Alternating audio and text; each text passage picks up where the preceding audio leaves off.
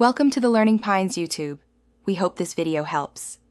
You need admin access and a live site. Start by opening Google Analytics and choosing Create Property.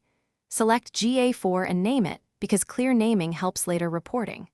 Once done, add a data stream for web, iOS, or Android so Analytics knows where events come from. Make sure to note the measurement ID for the next step.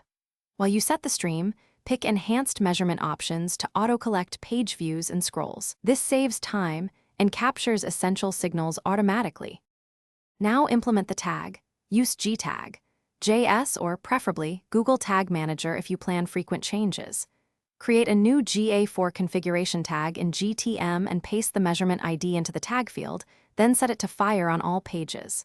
Once published, open GA4 Debug View and your site in a separate tab to confirm events arrive. Make sure to enable Enhanced Measurement. This verifies page view and scroll events. If events appear, you're collecting. If not, recheck the ID and tag firing conditions. Finish by defining important events and marking them as conversions. This tells GA4 what actions matter.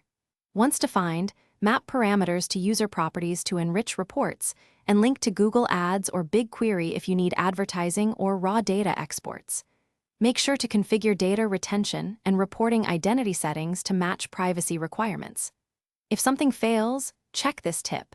Ad blockers, browser privacy settings, or consent banners often block tags. Disable blockers or simulate consent to isolate the issue.